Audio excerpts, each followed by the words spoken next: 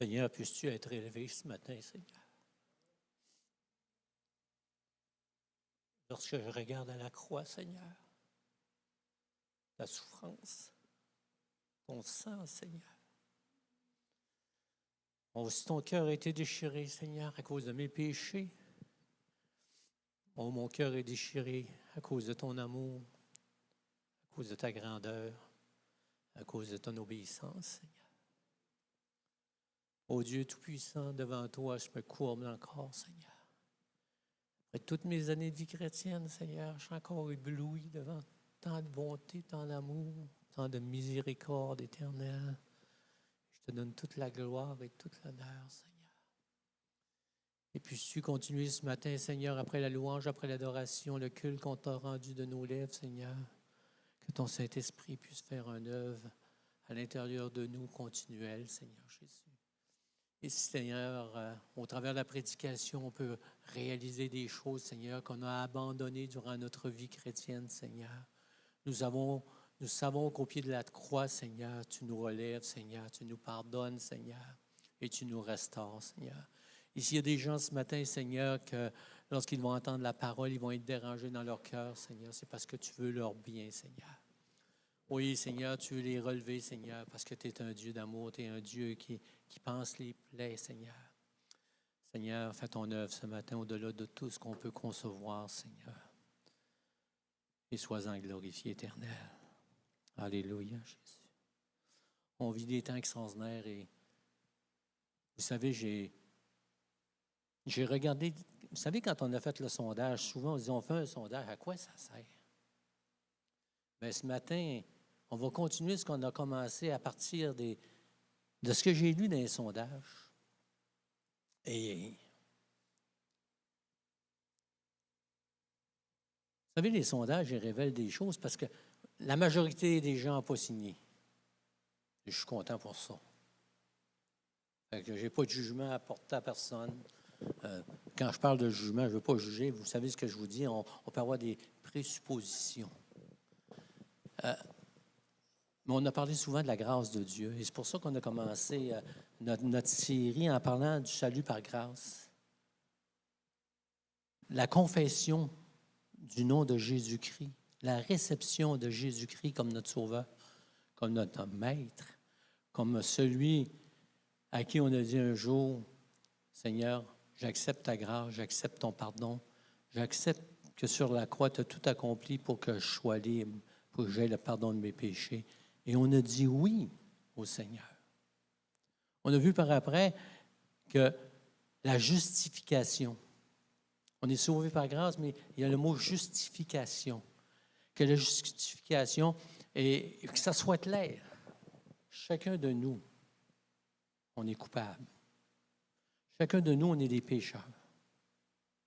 Mais chacun de nous, on est justifié. Ceux qui ont donné leur vie au Seigneur, qui ont accepté Jésus comme leur sauveur, qui n'ont pas juste prononcé le Seigneur, « Seigneur, je t'aime », mais qui s'est descendu, pénétré dans leur cœur, peut-être sans la compréhension qu'on a peut-être aujourd'hui, des années après. Mais on est toujours ébloui. J'espère que vous l'êtes dans vos vies. Quand il arrive un événement comme le repas du Seigneur, où on ne renouvelle pas le sacrifice de la croix, mais on se rappelle que sur la croix, ce qui a accompli. Et ça devrait nous émeuvoir. Et quand je prends le repas du Seigneur, les larmes coulent. Parce que je vois ma petitesse, puis je vois la grandeur de l'amour de Jésus-Christ, mon Sauveur. Justifié parce que je suis un homme coupable, je suis un homme pécheur.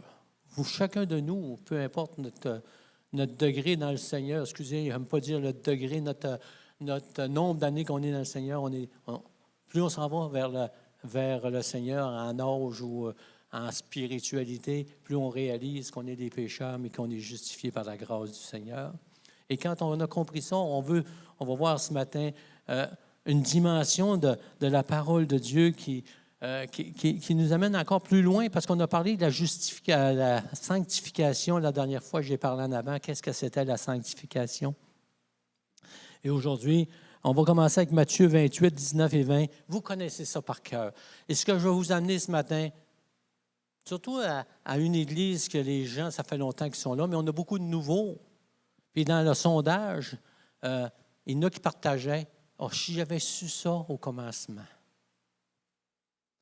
Mais peu importe l'âge qu'on a dans le Seigneur, si ces paroles pouvaient demeurer dans mon cœur. Parce qu'on va voir qu'au travers des années de vie chrétienne, il y a des choses qui étaient dans nos cœurs, puis malheureusement, l'ennemi s'est chargé, ou notre entourage qui n'est pas chrétien s'est chargé de nous faire changer de position. Et comme on avait parlé, on a déplacé des bornes anciennes. Donc, Jésus a dit, allez, faites de toutes les nations des disciples. Comment est-ce qu'on a entendu de prédication sur cette grande commission? Et c'est la parole de Dieu. Il dit, allez, c'est un ordre. Chacun de nous, on a comme ce sentiment d'aller apporter le message d'espoir dans un monde perdu. Encore cette semaine, vous avez pris une nouvelle. L'autobus qui a foncé dans une garderie.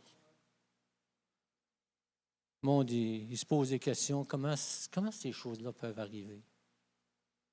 Bien, c'est parce que l'homme, il a été laissé à ses sens réprouvés parce qu'il ne veut rien savoir du Seigneur. Mais comment est-ce que nous autres, on peut vivre dans ce monde de même si on n'est pas si on ne fait pas qu'est-ce que le Seigneur nous demande? D'aller parler du Seigneur. D'aller parler du Seigneur, d'aller annoncer la bonne nouvelle. D'aller annoncer qu'il y a une solution individuelle pour l'individu, pour chaque personne ici. C'est la rencontre du Seigneur Jésus. Et c'est pour ça que Jésus dit, allez vers les gens. Témoignez avec la capacité que tu as. Tu n'as pas besoin d'être un orateur. Vous savez, y a-t-il des Français ici? Ah, il y a une Française. Hey, je prenais quelque chose, comme un documentaire sur comment est-ce que les Français ont le verbe facile. Comment est-ce qu'eux autres, ils parlent. Puis quand ils parlent, ils ont tellement d'expressions que la moindre petite affaire, ça devient quasiment une symphonie.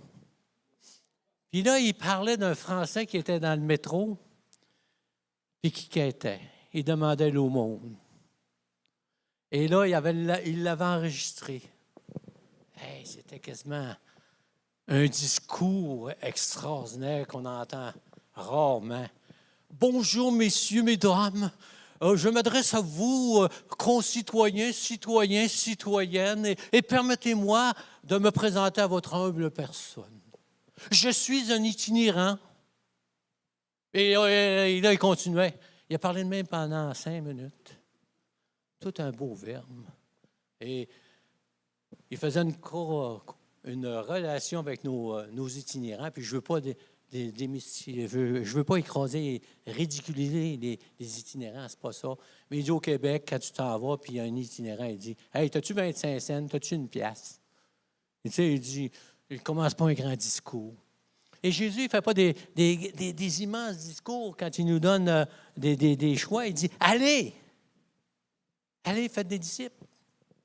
Allez annoncer la bonne nouvelle avec la capacité que vous avez. » Amen.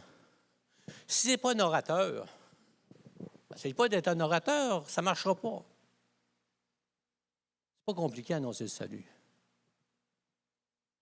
Jésus est venu en chair. Il est allé jusqu'à la croix du Calvaire. Il a été crucifié, couronné d'épines. Il a versé son sang afin que tu aies le pardon de tes péchés et que tu aies la vie éternelle. Pas besoin d'un cours classique. On n'a pas besoin d'être un grand orateur. Le Seigneur nous demande juste de le faire avec la capacité qu'on a. Amen. Faites de toutes les nations des disciples. Et c'est ça qu'on va parler ce matin. Le disciple. Disciple, ça vient du mot discipline. Et j'aime la parole de Dieu. Dans la parole de Dieu, Jésus utilisait des paraboles. C'est quoi une parabole? C'est une chose de la vie qui en amène à une vérité spirituelle. Spirituelle, amen. Et Paul lui emploie la même chose, mais sous un autre angle. Et Paul, il nous parle des soldats, puis il nous parle des athlètes. Alléluia. Et Jésus nous parle aussi de qu'est-ce que c'est qu'un disciple. Pourquoi que je parle d'athlètes? Est-ce que vous avez connu des athlètes? Des vrais athlètes? Non. Hey, avez-vous... Il y avait un documentaire sur une petite Québécoise qui est allée Antarctique. À pied. Elle l'a toute traversée avec un traîneau en arrière. Hey, je pense que demain matin, je m'ai fait un traîneau puis des bottines, puis je vais y aller. Ça serait une folie. Elle s'est préparée des années et des années. Elle a commencé par apprendre à manger en conséquence de ce qu'elle allait faire. Elle a appris à avoir une discipline de tous les matins de se lever, de fonctionner à un tel point qu'elle savait qu'il fallait qu'elle marche tant de pas par jour pour se préparer. Il fallait qu'elle combatte le froid, il fallait qu'elle combatte la faim et tout ça, la solitude. Et la dame a réussi. C'est quelque chose de spécial. Un athlète, c'est quelqu'un qui va persévérer. Mais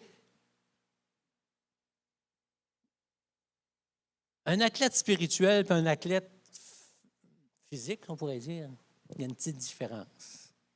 Est-ce qu'il y en a un qui pourrait me dire ça ce matin? Quelle est la différence entre un athlète spirituel et un athlète physique? La couronne, oui. La raison, pareil, mais on va venir à ça tantôt. Mais c'est quoi la différence? Ah, pardon? On a le Seigneur. Bon, ben, on a des réponses, mais il n'y a pas les réponses que je veux. Auriez-vous pensé que j'étais un athlète cycliste dans le temps? Pas d'air de ça, on n'est pas à shape de ça pantoute. Je suis rendu avec une bedaine. Je suis rendu avec le souffle court. Je suis rendu... j'ai vieilli. Mais lorsque un athlète se prépare, exact, un athlète spirituel, il prend pas dans bon point. Il ne vieillit pas, dans le sens du que je parlais tout à l'heure. Il est renouvelé tout le long de sa vie. Il y a un renouvellement qui se fait par le Saint-Esprit, par la parole de Dieu, par sa discipline aussi. Et c'est pour ça que Jésus dit, faites des disciples. Faites des disciples, des gens qui vont prendre une décision. Parce qu'être un athlète, c'est une décision. Et Jésus dit, allez, prêchez l'Évangile, mais avec les gens qui vont venir au Seigneur, faites des disciples, des gens qui vont être disciplinés pour, comme disait notre sœur, pour la vraie couronne, la vie éternelle, pour le Seigneur Jésus-Christ, pour la bonne cause. Et aujourd'hui, on va parler de discipline, de disciples, parce que dans le sondage, il y avait des gens qui disaient « Oh, si j'avais eu ça quand j'étais jeune, on m'avait parlé de la discipline du Seigneur, ça m'aurait aidé. » Aujourd'hui, on sait, dans notre assemblée, il y a des jeunes chrétiens. Bien, c'est bon qu'on vous parle de la discipline ce matin. Il y a des vieux chrétiens aussi qui ont de l'embonpoint spirituel. Qui ont oublié c'était quoi la vraie discipline spirituelle. Parce qu'il y a une relation, si on pourrait dire, entre la discipline physique pour un sport où le gars va consacrer sa vie ou la dame, ainsi de suite, et du côté spirituel, il y a un parallèle. Et Jésus écrit, on va voir qu'est-ce que Jésus dit. Luc 14, 26. Si quelqu'un vient à moi, si quelqu'un vient à moi, et s'il ne hait son père, sa mère, sa femme, ses enfants, ses frères et ses sœurs, et même sa propre vie, il ne peut être mon disciple. Et quiconque ne porte pas sa croix et ne me suit pas, bâtir une tour ne s'assied pas d'abord pour calculer la dépense et voir s'il y a de quoi la terminer, de peur qu'après avoir posé les fondements, il ne puisse l'achever et que tous ceux qui la verront ne se mettent à le railler, en disant, cet homme a commencé à bâtir et il n'a pu achever. Jésus, il nous parle de être un disciple, c'est plus que dire un jour, Seigneur, Seigneur, Seigneur. Être un enfant de Dieu, c'est être un disciple. C'est d'être quelqu'un qui va être discipliné pour la cause du Seigneur, qui va être prêt à avancer à chaque jour, s'imposant toutes sortes de choses, non pas pour gagner son ciel. Et c'est tellement... L'ennemi se charge pour toutes nous m'aider. Et c'est pour ça qu'il y a des religions aujourd'hui, parce que la simplicité de la parole, on l'a tellement compliquée qu'on a fait des religions.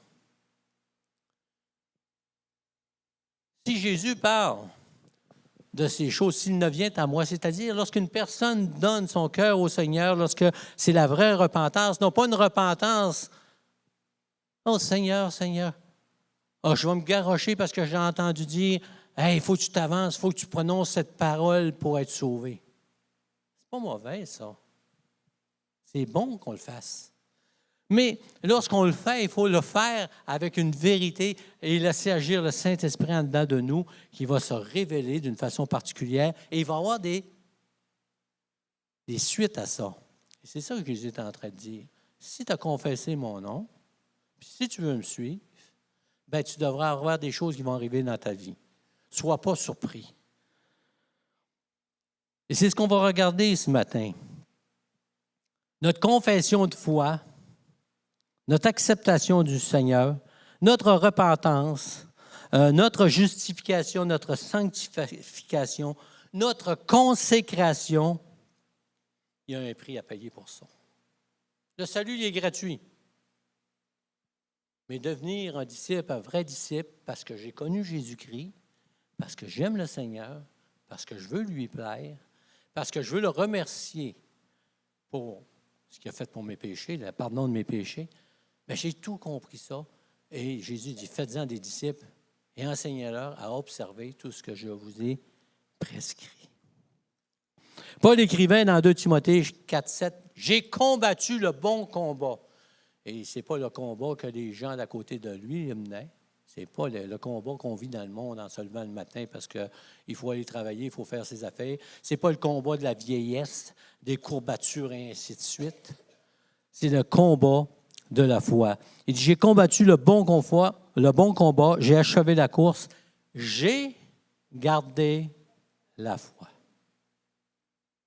J'ai gardé la forme. Quand j'étais jeune, je faisais 130 livres mouillés.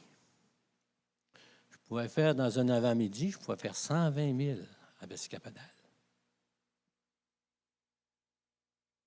Un mec comme un Bessic. Je faisais du Bessic. Mais j'avais de la discipline. J'étais discipliné. Il fallait faire ça. Et Paul, il dit, c'est pas le combat du monde, c'est le combat de la foi. Et tant que tu vas garder ta foi, et tant que tu vas combattre pour ta foi, tu n'abandonneras pas. Tu vas continuer. Parce que la journée où on abandonne la discipline, on est sur une pente glissante.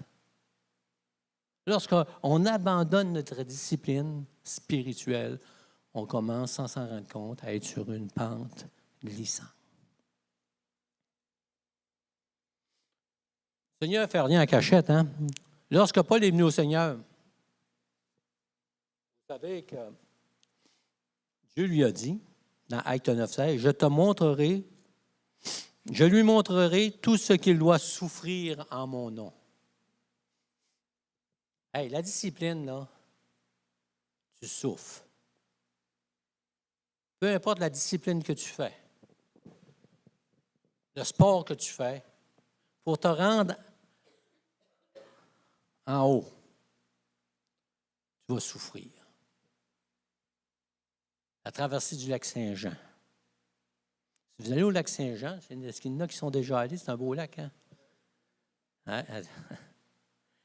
Ouais. Est-ce qu'il y en a qui sont allés dans le milieu du lac Saint-Jean dans une tempête? Il y a des vagues de 6 pieds et plus. Plus. Puis je me souviens qu'il y avait des nageurs qui passaient à travers ça. Ça lui prenait 12 heures pour traverser le lac Saint-Jean. Il souffrait. Mais avant de souffrir à traverser le lac Saint-Jean, il souffrait encore plus quand il se disciplinait et qu'il se pratiquait pour ce combat-là. Et Dieu a dit à Paul, je lui montrerai le combat qu'il doit souffrir en mon nom. Pas trop intéressant. Donne notre cœur au Seigneur. Puis le Seigneur, il va plus loin, il dit, vous aurez des tribulations. C'est ce qu'il dit, c'est pas moi qui le dis, c'est le Seigneur qui le dit lui-même. Il dit, vous aurez des tribulations dans Jean 16, 33. Vous aurez des tribulations où? Dans le monde.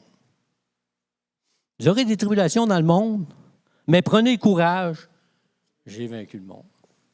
Alléluia. La discipline est peut-être dure, mais Jésus dit, je t'accompagne. Il dit, je serai avec vous tous les jours jusqu'à la fin du monde. La Bible est quelque chose d'extraordinaire. Vous savez, il y a beaucoup de personnes qui ont de la misère à lire la parole parce qu'ils ne sont pas nés de nouveau puis ils ne sont pas capables de comprendre comment est-ce que Dieu agit. Parce que les voies de Dieu ne sont pas nos voies et ses pensées ne sont pas nos pensées. Mais lorsqu'on donne notre vie au Seigneur, on est éclairé par le Saint-Esprit qui nous donne une nouvelle dimension de la vision de Dieu. Et la Bible nous montre des hommes. On veut tous être des Isaïe ou des Élie, hein, les prophètes qui ont fait des miracles, qui ont fait des prodiges au nom du Seigneur. Mais on ne veut pas avoir le reste de leur vie où ils ont souffert, où ils ont été mis de côté, où ils ont été même maltraités. Joseph, Joseph, c'est quelqu'un d'extraordinaire. Il est allé en prison aussi. Moïse, Jérémie, Daniel, on pourrait nommer Pierre, Jean, Paul. C'est tous des gens qui, un jour, ont donné, on dit on va suivre Jésus, on va devenir un disciple du Seigneur.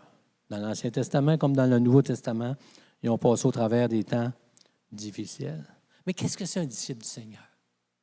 Est-ce que je suis encore un disciple du Seigneur? Ou je me fais des cantines?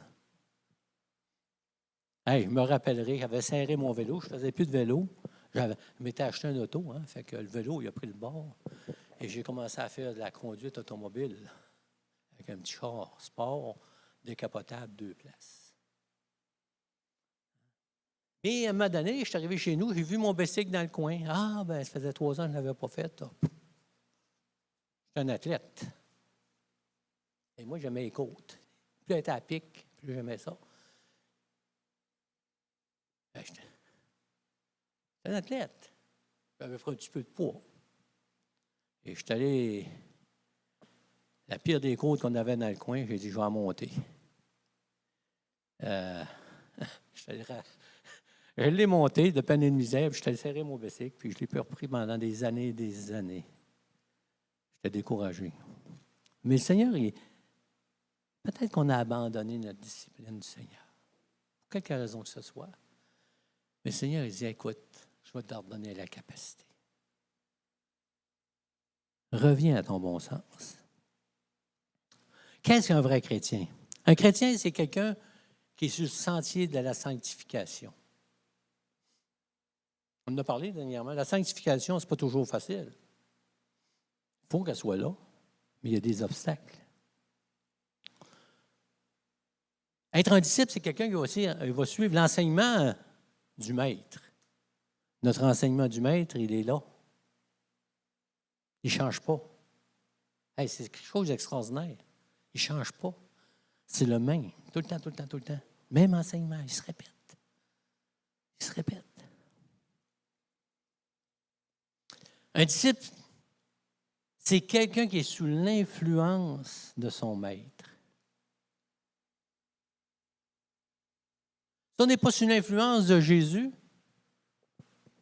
même si on est chrétien et on aime le Seigneur, on va être sous l'influence les choses qui nous entourent, qui sont en dehors de la parole de Dieu. Un disciple, c'est quelqu'un qui demeure dans sa parole. On voit ça dans Jean 8, 31. Si vous demeurez dans ma parole, vous êtes vraiment un disciple. Un disciple de Jésus-Christ, c'est quelqu'un qui va aimer la parole. Il va chérir la parole de Dieu. Ça va être son livre de chevet. Ça va être le livre qu'il va consulter le plus souvent possible. Un disciple, c'est quelqu'un qui va non seulement sonder les Écritures, mais qui va la mettre en pratique. Dans Jacques 1, 22, il dit, ne vous bornez pas à l'écouter, mais mettez-la en pratique. Ce matin, je vous parlais des proverbes. Si vous voulez avoir une vie à la lumière du Seigneur Jésus-Christ, vivez des proverbes. Vivez les proverbes. Lisez-les et vous allez voir que vous allez faire le saut des fois, comment est-ce que la parole est précise. Un disciple, c'est quelqu'un qui va porter du fruit.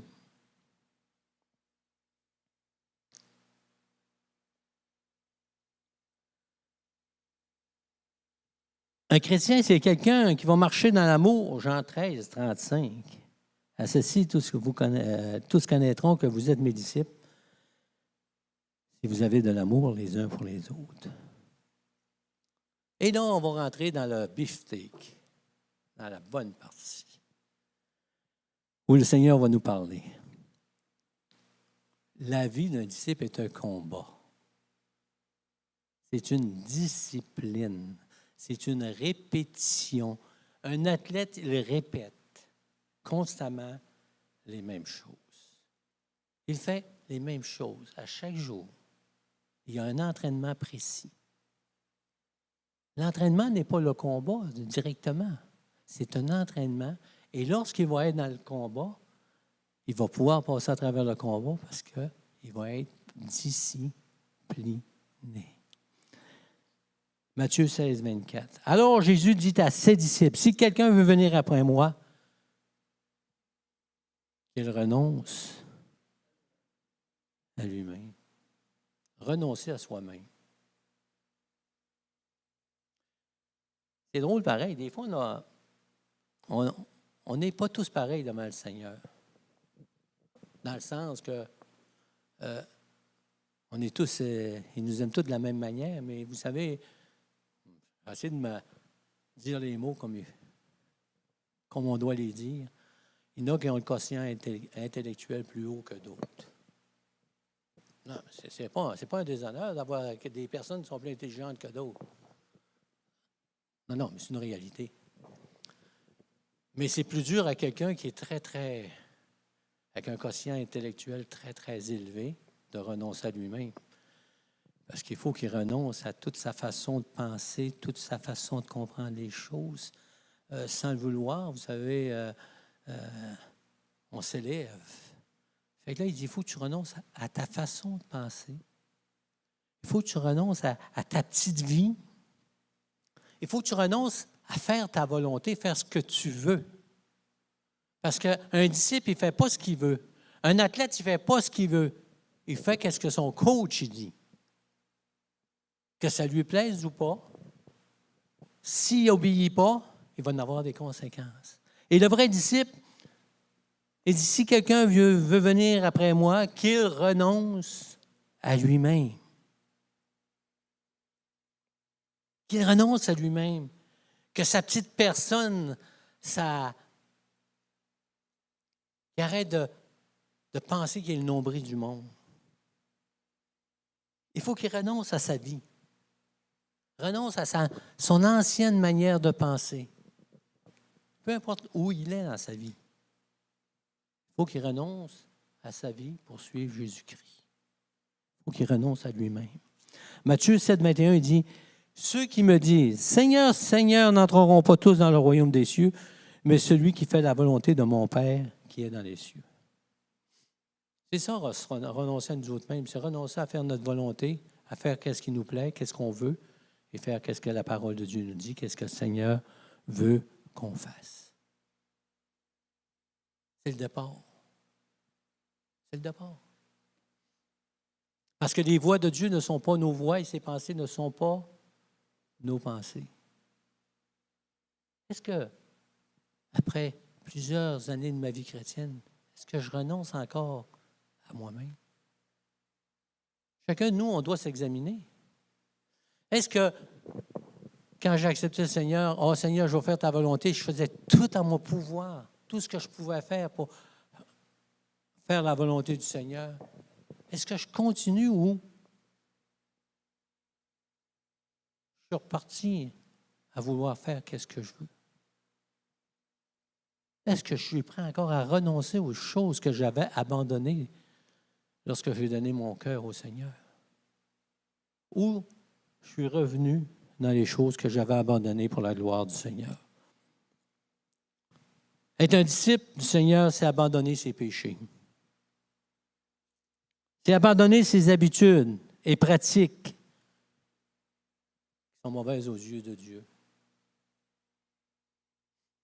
Lorsque j'entends quelqu'un qui me dit « Alors, c'était péché dans le temps, mais aujourd'hui, je ne suis plus péché. »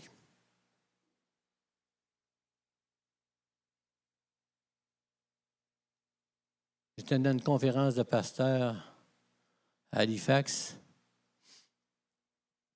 Le pasteur invité, il prêchait au pasteur. Mais vous savez, il ne faut pas se casser la tête. Là, les péchés dans le temps, c'est plus les péchés d'aujourd'hui. Pas fort.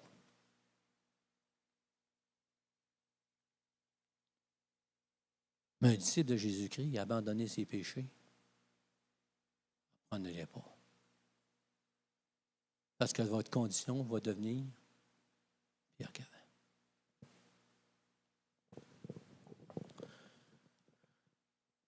Paul dit à Timothée, fuis les passions de ta jeunesse. On y a écrit ça de même passion. Bon, bien, ça serait beau, ça, dans le texte. Fuis les passions de ta jeunesse. Ça a du sens. Ah non, il était inspiré par le Saint-Esprit. Parce qu'il savait que l'ennemi arrivait, puis en arrière, puis il disait, ah, c'est pas si pire que ça, là. Pas si pire que ça. Ah, j'entends des gens qui disent, ah, dans mon temps, on n'avait pas le droit de faire ça. Aujourd'hui, on a le droit. Hey, on n'avait pas le droit de fumer du pot dans notre temps, on nous envoyait en prison. Ça, il en vend. Le gouvernement qui en vend. Youpi.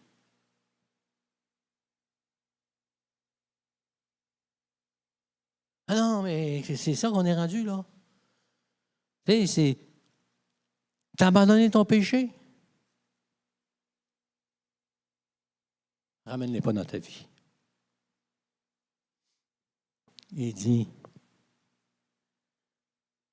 s'il ne hait son père, le texte original, c'est s'il ne préfère. S'il préfère son père, sa mère, sa femme, ses enfants, ses frères, ses sœurs et sa propre vie, il ne peut être mon disciple. Un vrai disciple, là, puis c'est tellement subtil aujourd'hui. Vous savez, en 1975, quand tu donnais ta vie au Seigneur, ou en 80, là, les vieux de la vieille, là, hein, quand on arrivait dans nos familles, on disait hey, « J'ai accepté le Seigneur Jésus-Christ comme mon sauveur personnel, je peux-tu te le partager? » Out. Tu étais out. Tu étais sur la liste noire. Oh! Hey, je me souviens quand je suis rentré dans le garage chez nous à 6 heures le matin, mon père travaillait. J'ai dit à mon père, hey, avec la sagesse d'un nouveau converti, « Hey, j'ai rentré dans le garage, j'ai ouvert la porte, mon père était rentré. » Puis mon père, il parlait souvent à Dieu. Il dit à Père, il dit, « Père, tu sais-tu que tu t'en vas en enfer? Direct dans le pit. » Il a commencé à me parler religieusement. Et c'était fini. J'étais banni. Et ma femme était doublement bannie parce que c'est elle qui m'avait amené au Seigneur. Les ponts ont été coupés. Et Jésus dit,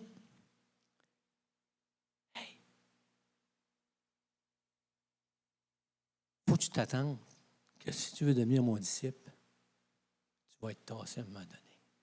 Peut-être qu'aujourd'hui, c'est moins radical que dans notre temps, parce qu'aujourd'hui, le monde, ils disent « Waouh, c'est ton affaire ». Mais essayez d'en parler, vous allez voir qu'ils vont vous mettre de côté, ce ne sera pas long. Plus vous allez en parler, plus ils vont vous mettre de côté. Mais j'ai rencontré des chrétiens, je ne vous parle pas à travers mon chapeau, là. J'ai rencontré des chrétiens qui disaient « ben là, on peut faire ça parce que ça ouvre les portes dans ma famille. » Ben oui, mais c'était pas correct il y a 20 ans. Pourquoi c'est correct aujourd'hui? Mais ça ouvre une porte. Ça ouvre une porte. Je peux leur parler du Seigneur. Mais c'est drôle qu'avant ça, tu ne pouvais pas leur parler. Et ils ne voulaient rien savoir. Mais ils ne voudront pas plus savoir aujourd'hui. Il dit, s'il le préfère, ses parents, ses amis, ça ne marchera pas. Un vrai disciple, c'est prêt à perdre ses proches, ses amis, tout ce qui l'entoure pour suivre Jésus-Christ. C'est prêt à ça. Puis un vrai disciple, même si ça fait 25 ans, ne diluez pas la parole, ne diluez pas votre témoignage pour pouvoir rentrer dans la maison de ton frère, de tes amis, pour être comme eux autres. Ça ne veut pas dire de ne pas leur parler, là. On s'entend-tu, là? Parce qu'un disciple, c'est quelqu'un qui parle. Mais à un moment donné, lorsqu'on parle, il y a des réactions quelque part, puis il faut faire face à la situation. Puis même si ça fait longtemps qu'on est dans le Seigneur, j'ai eu ma leçon, vous savez. Quand on est déménagé à Victoriaville, chez nous, il n'y a aucune boisson qui rentrait. C'est pas mauvais de prendre de la boisson. C'est pas ça que je dis, là. Mais devant le Seigneur, on avait pris une résolution, on rentrait. Nous autres, la boisson, c'était fini. J'ai jamais pris. C'était pas difficile, mais on avait pris des directives dans notre maison, à nous autres, où c'était de même. Et toute ma famille ne venait pas chez nous. Mes frères, mes sœurs, les ponts étaient coupés parce qu'ils ne pouvaient pas venir avec le caisse de bière, avec le Volca. C'est ça qu'on appelle Volga? Volca. Mais en tout cas, faire une histoire courte, on a déménagé dans un endroit où mon frère restait là. Et on a dit, ce serait le fun si on ferait le party de Noël ensemble. Le party veut dire la soirée de Noël, le souper de Noël. Ils sont tous venus avec leurs boissons. Parce qu'on a laissé une petite porte ouverte. Savez-vous que la petite porte ouverte, ça a pris des années avant de la refermer? Puis des fois, oh ouais, mais on est à Noël, on est allé chez vous, on en avait. On peut-tu ramener? Ouf! On peut-tu refaire ci? Quand on ouvre une porte, lorsqu'on laisse la discipline qu'on avait, vous savez que l'ennemi s'infiltre et c'est difficile de revenir en arrière. Mais on a le Seigneur qui nous aide à aller de l'avant. On est prêt à perdre tout lorsqu'on est un disciple. Lorsqu'on est un athlète pour le Seigneur, on est prêt à perdre tout. Lorsqu'un athlète physique pratique un sport, une discipline, il est prêt à perdre sa vie. Il n'y a pas le temps. Et je me souviens, mon entraîneur, c'était un Belge. Et il nous avait dit, « Hey, les jeunes, les filles, c'est fini. Plus de filles dans vos vies. C'est les pédales. Vous allez pédaler, vous allez pédaler, vous allez pédaler. Vous allez tourner le moyeu, vous allez tourner le moyeu. Hein? Et vous allez vous essouffler, mais vous allez aller de l'avant, vous allez de l'avant, vous allez de l'avant. » On sait tout, tout le monde qui était là, à un moment donné, on a tous lâché excepté un. Il est devenu un athlète olympique. Aujourd'hui, il est décédé, mais lui, il n'a jamais lâché. Nous autres, on a lâché parce qu'il y en a que c'était petite fille, il y en a que c'était voiture, il y en a que c'était ici. Mais un chrétien est prêt à abandonner tout pour le Seigneur. Sa personne, sa famille, ses amis, et ainsi de suite. Il est prêt à être ridiculisé. Et dans les béatitudes, Jésus en parle heureux, heureux, heureux, heureux, heureux. Il est prêt à être persécuté. On va en venir à ça tout à l'heure. Un chrétien, un disciple, c'est quelqu'un qui va devenir un serviteur. Un serviteur. Un serviteur. Il n'est pas le maître, il est le serviteur. Il faut qu'il s'humilie. Quelqu'un qui va être prêt à s'humilier, à regarder l'autre comme étant au-dessus de lui-même. On voit ça dans Philippiens. Regarder l'autre comme étant au-dessus de nous autres. C'est ça un vrai disciple. Ça va être toute sa vie. Et dans 1 Corinthiens, chapitre 4, verset 1, il dit « Ainsi qu'on vous regarde comme des serviteurs de Christ et des dispensateurs des mystères de Dieu. » Galates 5, 13, il dit « Mais rendez-vous par la charité, serviteurs les uns des autres. » Le mot serviteur, ça vient du mot grec doulos. Doulos. Douleur. Douleur. Un serviteur, c'est quelqu'un qui souffre. Un disciple de Jésus-Christ. C'est pas drôle ce que je vous dis ce matin, c'est pas trop encourageant. Tu es appelé à être un serviteur, tu vas souffrir. J'ai combattu le bon combat, le combat de la foi. Un serviteur, c'est quelqu'un qui va souffrir. Un athlète, c'est quelqu'un qui va aller jusqu'au bout, puis il va souffrir. Il va souffrir. Il va payer le prix, aller jusqu'au bout. Parce que même s'il est à 1 mille de l'arrivée, s'il n'est pas prêt à souffrir le dernier 1000, il perd tout. Ceux qui sont là depuis longtemps, ils la connaissent, mon histoire. Mais ceux qui ne sont pas là ne l'ont pas connue. Je faisais le tour du lac Saint-Jean dans une compétition de vélo. 155 000. Et je suis parti et j'étais en shape ce matin-là. Je l'avais. Tu sais, des matins, tu l'as. Là. Hey, j'étais dans le milieu du peloton, puis ça allait. Puis ça va. Rendu, on partait dans le mont, on faisait le tour par Dolbeau, puis on revenait par Saint-Félicien, Dolbeau, puis Alma, puis tout ça. Et là, j'étais rendu à Roberval, pratiquement à moitié de la course, même pas tout à fait. Et tout à coup, une chute. Je plante la culbute, la roue est tout croche. Et là, une roue de spare. J'ai dit, ça va bien aller, mais mon chum qui était dans le camion, il a passé à un autre coureur pour le dépanner. Fait que là, moi, je suis prêt avec ma roue. Vous savez, une roue croche, là, vraiment croche de vélo, comment ça fait? Hein? Tu t'en vas à bicycle, tu fais ça, là, comme dans les films, là. Fait que là, il me restait 100 000 à faire. J'avais fait 55. Il va me rendre jusqu'au bout. Hey, ça devient fatigant. Puis là, je pédalais. Hey, je passe Saint-Félicien, ça allait pas pire. Hey, j'ai passé Saint-Félicien. Notre sœur Rebecca vient de Saint-Félicien, c'est de quoi je parle. Et là, hey, je dis là, je suis pas loin de. Hey, l'arrivée était à Dolbeau pour le midi. Après ça, on repartait l'après-midi, 1 heure après, pour se rendre à Alma. Et là, je dis, hey, je suis pas loin de Dolbeau. Là, on pogne la frique. On appelle ça la friche à Albanel, je pense. Faut pas, après Saint-Félicien. Et puis là, je pédale. Puis là, il y a un gars qui me dit, t'es-tu innocent? Lâche donc. T'es bien trop loin. En le temps avec ça. Ah, t'es loin. Ah, ouais. Je lève la main. Mon auto-suiveuse arrive. Je débarque du bicycle, je mets mon vélo dans le coffre, embarque. On fait la moitié d'un mille, on tourne. 1 mille plus loin, c'est la file d'arrivée.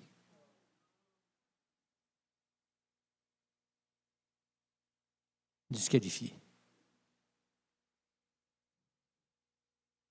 Persévérance. Persévérance, consécration. Un disciple de Jésus-Christ, c'est quelqu'un qui cherche premièrement le royaume de Dieu et sa justice. Il cherche le royaume de Dieu et sa justice. C'est la première chose. Souvenez-vous de chrétiens dans le Seigneur, que vous avez donné votre vie au Seigneur, que ça fasse 5 ans, 10 ans, 20 ans, 30 ans, 40 ans. La première des choses, c'était le Seigneur avant toute chose. Il n'y a rien qui nous empêchait de chercher le royaume de Dieu. On faisait des milles et des milles pour entendre la parole de Dieu. Nous autres, on n'avait pas d'église dans notre ville. On allait à 50 000 de chez nous pour recevoir la parole de Dieu le dimanche matin. Et si on ne pouvait pas y aller avec notre voiture, on appelait notre beau-père et notre belle-mère. On les appelait. On n'a pas de char. On peut-tu embarquer avec vous? On était prêts à tout. On cherchait le royaume de Dieu. On était consacrés. On aimait le Seigneur, notre Dieu, de tout notre cœur. C'était le centre de notre vie. Il n'y avait rien que ça qui comptait pour nous autres. On se foutait de nos amis dans le sens que ils diront ce qu'ils voudront. Nous autres, on aime le Seigneur et on va suivre le Seigneur. Coûte que coûte. On aimait le Seigneur, on voulait se consacrer. Qu'est-ce qu'on peut faire pour le Seigneur? On cherchait à servir le Seigneur. Et beaucoup de chrétiens vieillissants, ils cherchent comment ne pas servir le Seigneur, à s'éloigner.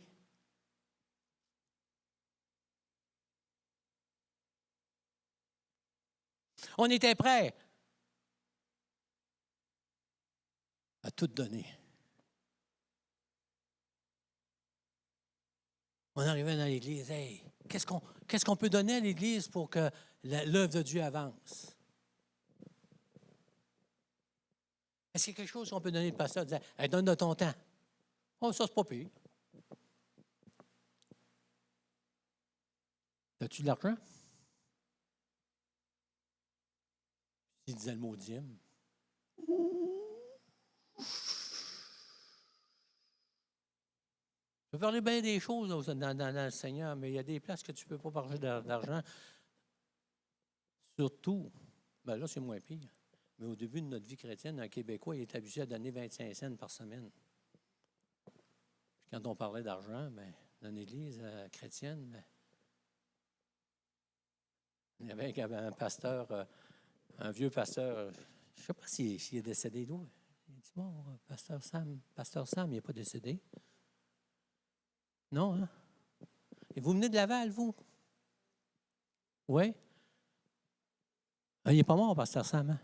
La première fois que j'ai entendu pasteur Sam, il dit, Seigneur, ne te demande pas à dîme, là. Il dit, ça serait plus encourageant si tu te demandais rien que ta dîme, il te demande tout.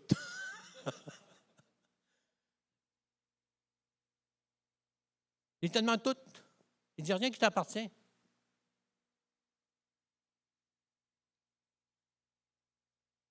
Car là où est ton trésor, là sera ton cœur. Et souvent, on voit le cœur d'un disciple quand il est obligé d'ouvrir son portefeuille.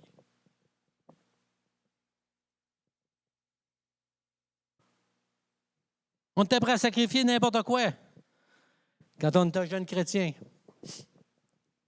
Combien d'entre vous, lorsque vous avez donné votre vie au Seigneur dans le temps, vous disiez, y a-t-il à quelque part que je pourrais être missionnaire? Hein? C'était notre dicton. Aussitôt qu'on acceptait le Seigneur, on disait au pasteur, c'est quoi qu'il faut pour être missionnaire? Je voudrais être missionnaire. On ne savait pas si c'était. On savait qu'un missionnaire faisait la belle vie.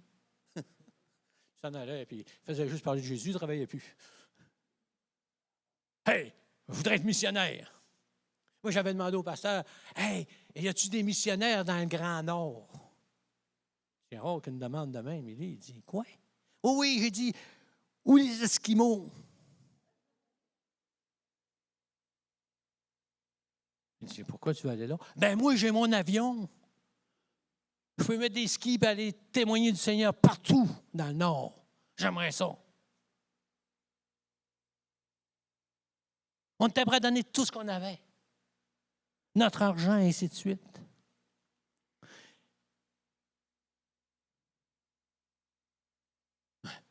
Si vous voulez dire sur Internet, allez donc voir Dim. Vous allez en avoir des paupières, puis des murs, puis des... Comment est-ce qu'on dit ça? des vertes puis des pas mûres, ou des mûres puis des vertes, je ne sais plus, là. Ah, oh. Vous avez été bernés chrétiens par la dîme. On vous a volé.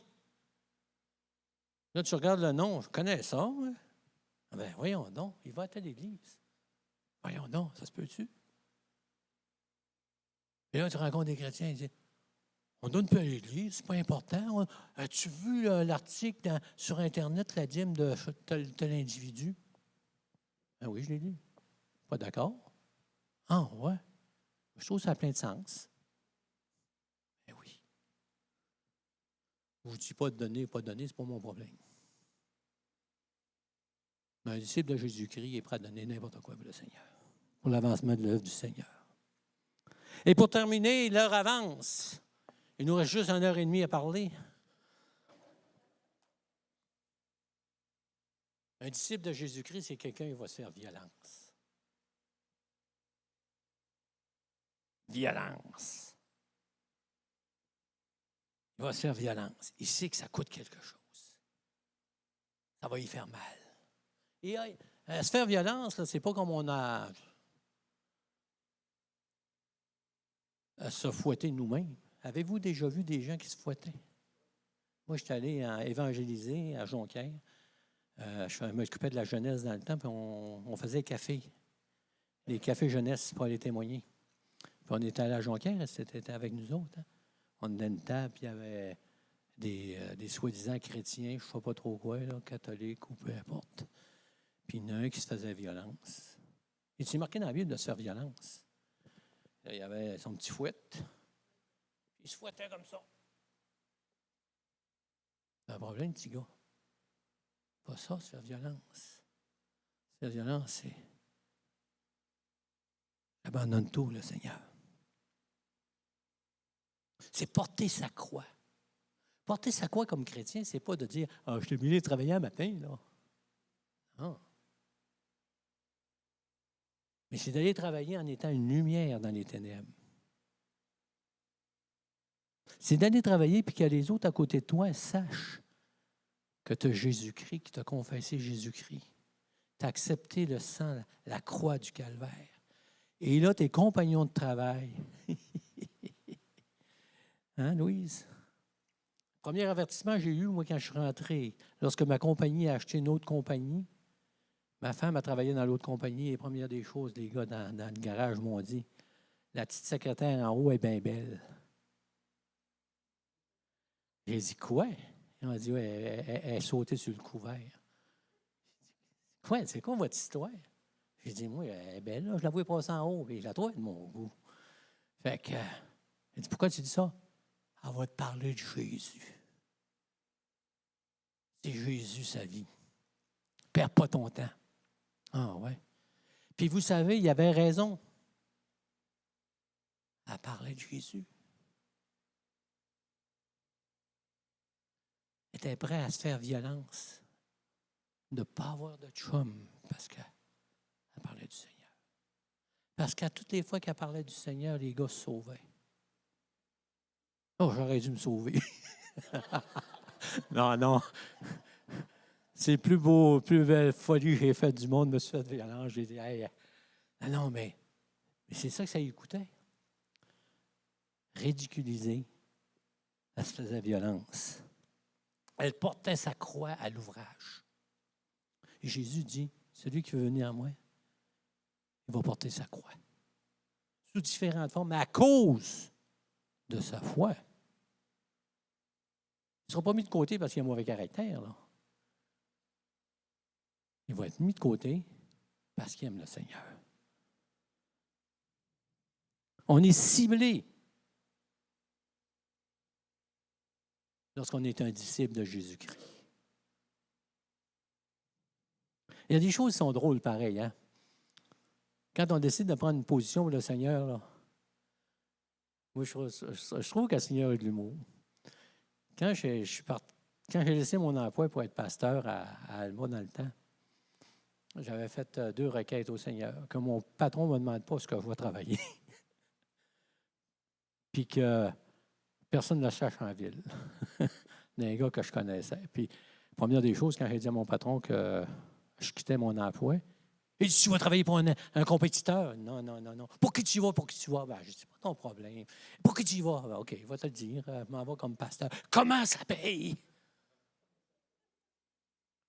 Je vais te donner le double de salaire, le double de vacances. Ah non, je m'en vais. Là, je m'en vais en ville, je vais tanguer ma voiture. C'était mon chum qui avait un garage. Je rentre dans le garage. Il dit, tu ne travailles plus chez Bouchard, toi? Non. Qu'est-ce que tu fais? Je dis, tu veux savoir ce que je fais? J'ai dit, c'est personnel. Ah, arrête, couture, dis-moi les, là. J'ai dit, es-tu à côté après le mur? Il dit, oui. J'ai dit, je m'en vais comme pasteur. Puis avant que tu parles, là, je n'ai pas de salaire. Ah, tu me jettes à terre, tu as plein de monde qui se tire à terre.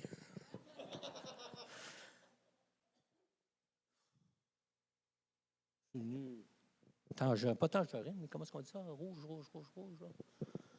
Ah, ben, plus qu'une tomate parce que je suis une mauve. Une betterave. Mais le vrai disciple, il va être persécuté. Tout le long de sa vie. Jusqu'à son dernier souffle, peut-être. Jusqu'à son dernier souffle. Mais Jésus nous fait une promesse. Il dit, heureux ceux qui sont persécutés pour la justice, car le royaume des cieux est à eux. Un disciple, un vrai disciple, il va être persécuté. Mais un vrai disciple, il va avoir le Saint-Esprit en lui. Il va dire, réjouis-toi, réjouis-toi. Heureux serez-vous lorsqu'on vous outragera. Hey, gang, t'es un malade, ils t'ont lavé le cerveau, là. Hein? Mais sachez une chose, même ceux qui ne connaissent pas le Seigneur vont prendre votre défense. Je vais dépanner mon frère qui avait un garage. Je suis en train de travailler, il rentre un client, puis il dit à mon frère, c'est ton frère. C'est qui, lui? Il dit, c'est mon frère. Ah ouais? Il dit, lui, là, il est embarqué dans une sec. Il paye sa dîme. Il paye sa dîme. Et mon frère qui ne veut rien savoir du Seigneur, lui répond, en tout cas, peut-être qu'il paye sa dîme, c'est son problème, mais il dit, il gagne 10 fois moins que toi, puis il dit 10 fois plus heureux que toi. Il dit, arrête ça. Heureux lorsqu'on vous outragera, qu'on vous persécutera, qu'on dira faussement toutes sortes de vous à cause de moi. Être un disciple, c'est toute notre vie chrétienne. Mais ne faites pas comme l'athlète qui a délaissé son entraînement, qui a pris de l'embonpoint, puis qui veut se rembarquer, puis qui n'est plus capable. Peut-être que il y a des choses qui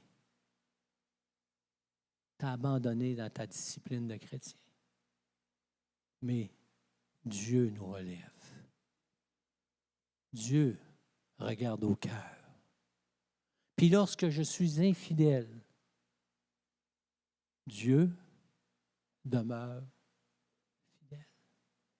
Et peut-être je me suis éloigné de la discipline, mais il y a toujours moyen de revenir à la discipline que le Seigneur et à redevenir un vrai disciple de Jésus-Christ. Et le Saint-Esprit va faire une œuvre au-delà de tout ce que vous pouvez imaginer. Beaucoup de chrétiens ont perdu leur joie d'être un chrétien parce qu'ils ont abandonné la discipline que ça demande, la vie chrétienne. Donc, revenons à notre discipline et le Seigneur va nous relever. Amen. On va se lever ensemble. Et il y en a peut-être, je vous invite peut-être à fermer les yeux là où vous êtes. C'est entre vous et le Seigneur. On n'a pas besoin de savoir qui a de la difficulté dans sa discipline spirituelle. Peut-être tu l'as abandonné, puis vous savez, on peut venir à l'Église, puis on peut avoir abandonné notre discipline. Mais ce matin, si le Seigneur nous parle de discipline, c'est parce qu'il veut notre bien. Il ne veut pas condamner qui que ce soit, au contraire, il veut relever. Il veut renforcer par la puissance de son Saint-Esprit. Et s'il y en a qui sont éloignés, qui ont abandonné leur discipline spirituelle, sache ce matin que l'Esprit de Dieu est là, que l'Esprit de Dieu veut te relever. Elle veut te restaurer. Elle veut que tu reprennes ton envol comme l'aigle. Elle veut, l'Esprit de Dieu désire que tu sois épanoui, que tu sois un homme, une femme qui marche dans les voies du Seigneur et qui est prêt à revenir à l'Éternel. Et que l'Éternel est fidèle. Dieu, tu connais nos cœurs ce matin. Tu connais toutes choses. Et je sais que tu restaures, Seigneur, que tu relèves et que tu fais du bien. À ceux, Seigneur, qui veulent vraiment être un disciple, qui veulent redevenir un disciple et qui veulent marcher dans ce combat de la foi, ce combat qu'on va livrer jusqu'à ton retour ou jusqu'à ce qu'on va être avec toi, Seigneur Jésus. Seigneur, on te remercie pour ta grâce, pour ta parole qui nous parle encore aujourd'hui. On veut te remercier pour le sang de la croix qui nous parle encore aujourd'hui. On veut te remercier, Seigneur, que tout a été accompli sur la croix du Calvaire et que nos péchés sont dans la mer de l'oubli. Et tu nous pardonnes, et tu nous pardonnes. Continue ton œuvre à chacun de nous afin qu'on soit des lumières dans les ténèbres, Seigneur, et qu'on fasse, qu'on annonce tes oracles comme tu nous le demandes, Seigneur Jésus. Amen et amen. Dieu vous bénisse abondamment.